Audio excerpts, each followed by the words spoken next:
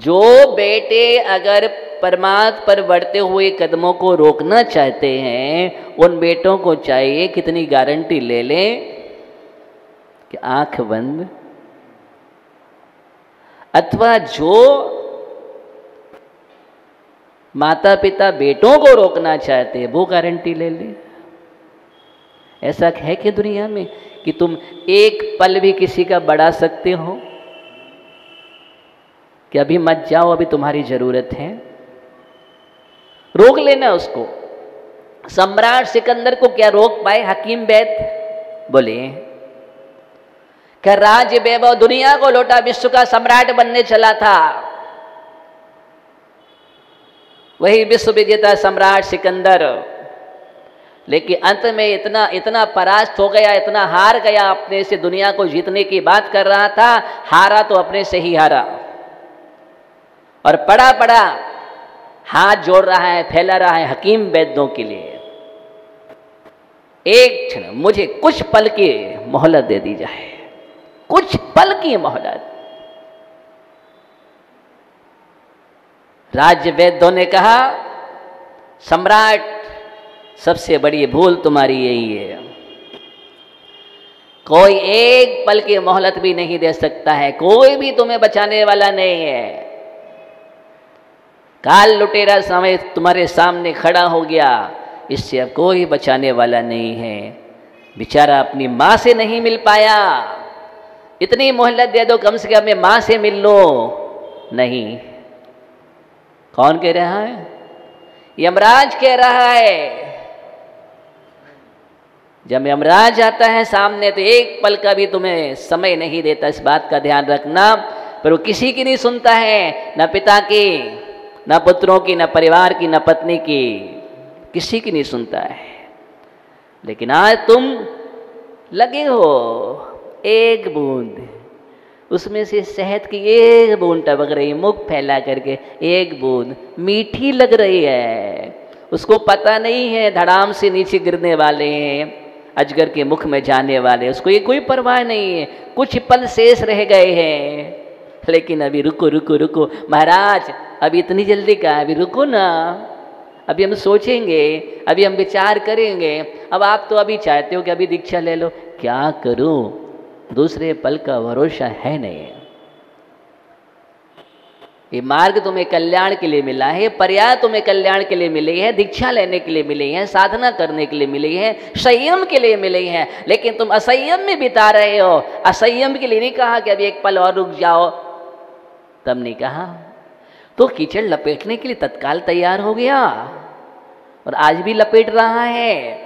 लेकिन जब जब संयम की बात आती है तो अभी थोड़ा रुको, अभी तो बहुत करना है, बहुत जिम्मेदारी है। ये जिम्मेदारी करते करते तुम्हारा जीवन का मालूम चलता है कि अब तुम तो जिम्मेदारी ले रहे हो, लेकिन तुम्हारे कल्याण की जिम्मेदारी, जिसके लिए पर्याय मिली तुम्हें, उस पर्याय को तुमने खो दिया। मिला क्या है? क्या गारंटी है कि पर्याय तुम्हें मिल जाएगी दोबारा? कोई भरोसा नहीं। हाथ में रत्न आया और उसको हमने समुद्र में फेंक दिया, गारंटी नहीं कि समुद्र में तुम्हें मिल जाएगा। कितने भी तुम गोताखोरों को दौड़ा देना, लेकिन उस समुद्र में से गिरा हुआ रत्न मिलना बहुत दुर्लभ, बहुत दुर्लभ है। ज्ञानियों, ये बात अगर हमारे समझ में आ जाए तो जो परिवार रूपी छज्जे हैं, परिवार रूपी, उसमें से बूंद टपक रही है, एक पल में आप उसको छोड़ दो, एक पल में छोड़ दोगे। जिनमाड़ी माँ तुम्हें पुकार रही है, उसकी आवाज़ तुम्हें सुनाई दे रही है, अभी तक सुनाई नहीं दे रही है तुम्हें। जिनबाड़ी का अमृत जो तुम्हारे जीवन के लिए मृत्युंजय बनाने वाला है, जिनबाड़ी वह परम औषधि है जो जीवन के लिए मृत्युंजय बनाती है। मृत्यु से अगर जीतना है तो जिनमाड़ी का रसपान करो, और जिनमाड़ी का रसपान निरंतर करो। जो व्यक्ति जिनमाड़ी का रसपान करता है वह विषयों के विष का रसपान नहीं करता है। अभी तुम विषयों का विष पी रहे हो और कह रहे हो मैं दुखी हूँ, तकलीफ में हूँ, कष्ट में हो। विषयों का विष छोड़ करके जिनमाड़ी का रस पियो। जो अमृत मिलेगा, जो आनंद आता है जिनवाणी का रस पीने में, दुनिया में कहीं नहीं आता है। इसलिए निरंतर कहा गया है अभीक्षण ज्ञानी उपयोगी बनकर के रहो, निरंतर तत्व ज्ञान में लीन रहो, तत्व ज्ञान में लीन, तत्व में डूब जाओ। क्या करो? तत्व में डूब जाओ, डुबकी लगाओ, कीड़ा करो। मुनराज के लिए लिखा है जो निरंतर ही श्रुत में कीड़ा करते हैं। किस में करते हैं? श्रुत में कीड़ा करते हैं। सुत केली करें जिन्हें सुर की माह लघु नंदन, जिन्हें सुर की लघु नंदन। सुत में कीड़ा करते हैं, खेलते हैं। किसमें? श्रुत में ही, श्रुत में ही रहते हैं। हर पल उनका उपयोग रहता है श्रुत में। जीवन का ध्येय भी यही है। अगर आज हम श्रुत में रहेंगे, यही शुद्ध ज्ञान हमें केवल ज्ञान को उत्पन्न कराएगा। ये शुद्ध ज्ञान द्रव्य शुद्ध है, ये भाव शुद्ध का कारण है, और भाव शुद्ध से ही केवल ज्ञान उत्पन्न होता है। इसलिए हम निरंतर चिंतन मंथन करें अपने जीवन में। क्या करें? चिंतन और मंथन हमारे जीवन में निरंतर चलना चाहिए। ज्ञानियों, बहुत इतना तो हमारे जीवन का पुण्य है कि आज भी हमें देशना मिल रही है। आज भी वो शीतलता हमें प्राप्त हो सकती है। आज भी वो शीतलता हमारे पास है। इतना हमारा अहोभाग्य है कि वो तीर्थंकर की देशना हमारे तक है। अरे कुछ तो है। वहां से बर्फ की सिल्ली चली, और बर्फ की सिल्ली चलते चलते एक गरधर स्वामी के पास, गरसुद केवली के पास पहुंचते पहुंचते हाथ से इस हाथ से उस हाथ में, उस हाथ से उस हाथ में पहुंच करके पूर्वाचार्यों के द्वारा, आचार्य भगवंतों के द्वारा, मुनियों के द्वारा इतनी तो आ गई है कि बर्फ का थोड़ा सा टुकड़ा बचा हुआ है। और बर्फ का टुकड़ा, चाहे टुकड़ा सिल्ली हो चाहे टुकड़ा हो, ठंडक तो वही है उसमें। अगर टुकड़ा भी हाथ में ले ले ठंडक मिलेगी। अगर पानी से हाथ गीला भी हो गया तो भी ठंडक मिलेगी। कम से कम आज हम गीला तो कर सकते हैं, अपनी आत्मा को भिगो सकते हैं, संस्कार डाल सकते हैं जिनवाणी माँ के। और वो संस्कार अगर हमारे जीवन में आ जाते हैं तो ही जिनवाणी माँ तुम्हारे लिए उस परम सुख को उत्पन्न करने में निमित्त बन जाती है। इसलिए माँ की बात मानो। किसी माँ की बात मानो। जिनवाणी वही माँ है, वह माँ है जिनवाणी माँ। जितने जिन जिनवाणी के आगोश में जो जो जिनवाणी की बात को मान करके आगे बढ़े हैं, माँ की आज्ञा का पालन करके आगे बढ़े हैं, वो माँ तुम्हारे जीवन के लिए महात्मा बना करके परमात्मा बना देती है। क्या बना देती है? जिनवाणी माँ एक ऐसी माँ है जो जीवन के लिए महात्मा बना करके परमात्मा बना करके छोड़ती है। वो जिनवाणी माँ है। ऐसी माँ जिसके जीवन में होती है उसका जीवन ही अहोभाग्यशाली है, और जिसके जीवन में जिनवाणी माँ नहीं है उसके जीवन में कुछ भी नहीं है। संसार की माँ संसार दिलाती है, संसार की माँ संसार के कीचड़ में फंसाती है, और जिनवाणी माँ वह है जो संसार से उभारती है, कीचड़ से निकालती है और जीवन को कमल की तरह खिला देती है। वो जिनवाणी माँ है। इसलिए जिनवाणी माँ की उंगली पकड़ लो, तुम खोगे नहीं। जिनने माँ की उंगली पकड़ ली है वो कभी मेले में खोता नहीं है। मेले में अगर खोया है वही खोया है जिसने उंगली छोड़ दी है। अगर इस काल में सबसे बड़ा हमारे जीवन में सहारा है तो माँ की उंगली पकड़ लो। जिनवाणी माँ गुरु माँ, निर्ग्रंथ गुरु। ओहो हो, अगर इनकी उंगली हमने पकड़ ली अपने जीवन में तो हम जरूर कभी संसार के मेले में नहीं खोएंगे। क्यों? ये जीवन में प्रकाश करते हैं, और प्रकाश जहाँ होता है वहाँ वस्तु गुमती नहीं है, खोती नहीं है। लेकिन प्रकाश करोगे ना अपने जीवन में, तब ना। तुम तो वस्तु को वहाँ खोज रहे हो जहाँ है नहीं है, और वो भी खोज तुम्हारी कहाँ चल रही है? अंधेरे में। कहाँ चल रही है? अंधेरे में तुम्हारी खोज चल रही है। एक बुढ़िया की सुई खो गई नहीं है, लेकिन फिर भी तुम सुनने के बाद कहाँ सुनते हो? तुम भूल जाते हो। इसलिए मुझे याद बीच में ताजा करने पड़ते हैं। बुढ़िया की सुई खो गई। अब बुढ़िया खोज रही है, बहुत प्रयास किया उसने, लेकिन वो सुई नहीं मिली। किसी ने कहा, बुढ़िया, ही माँ, दादी माँ, आप क्या खोज रही हैं? बेटा, मेरी सुई खो गई है, इसलिए मैं उसको खोज रही हूँ।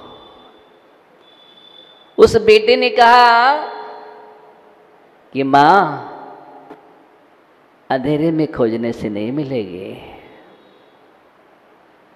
अंधेरे में खोजने से नहीं मिलेगी। और इतना बोल करके वो चला गया। तो दादी माँ ने समझा उजिले में मिलेगी। तो दादी माँ झोपड़ी से निकले और सड़क के किनारे पर जो लाइट जल रहे थे, हैलोजन मरकरी जल रही थी, वहाँ पर बहुत प्रकाश था। दादी माँ ने वहाँ खोजना प्रारंभ कर दिया।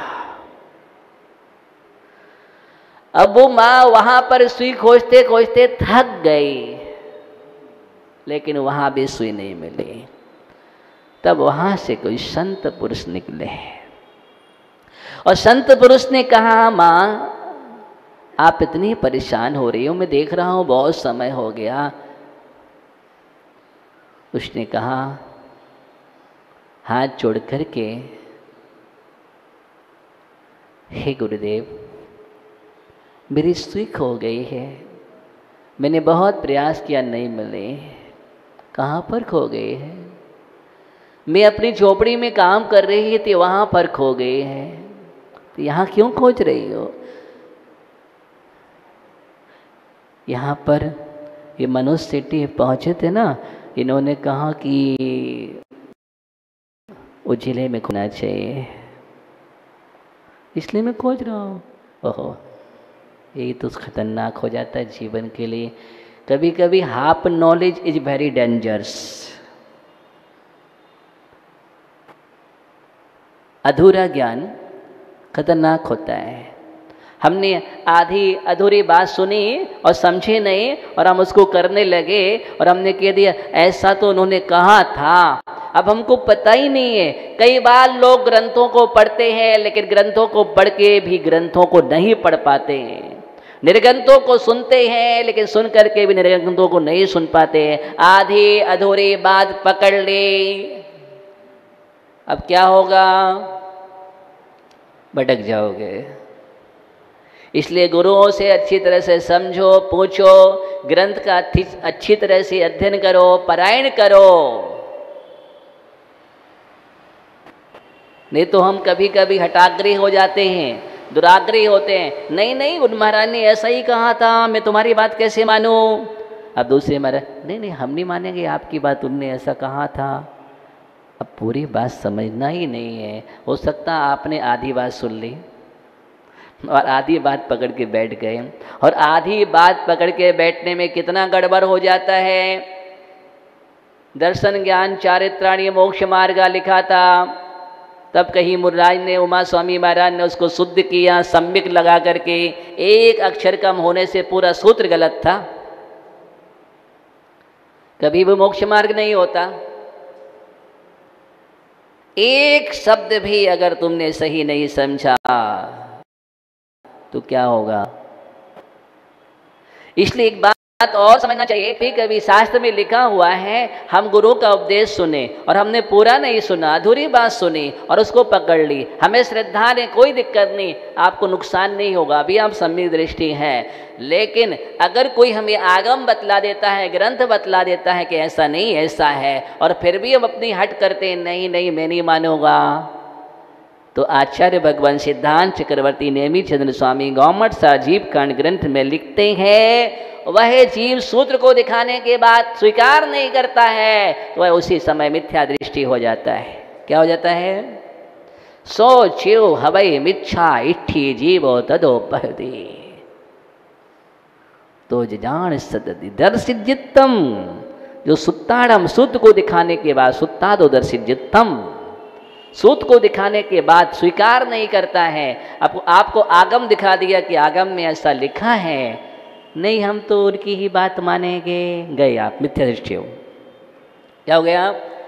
मिथ्या दृष्टि। सूत्र में लिखा है, आगम में लिखा है, इसलिए आगम दिखाने पर कभी भी, इसलिए मुर्राज भी आगम के विरुद्ध नहीं बोलते हैं, इसलिए हर किसी की बात स्वीकार नहीं है। हमारे यहाँ वक्ता पहले प्रमाणित किया जाता है, तब वचन प्रमाणित होते हैं।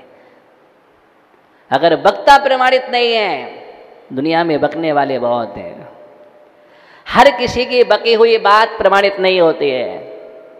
इसलिए प्रवचन कहा गया है, भाषण नहीं। भाषण और प्रवचन में बहुत बड़ा अंतर है।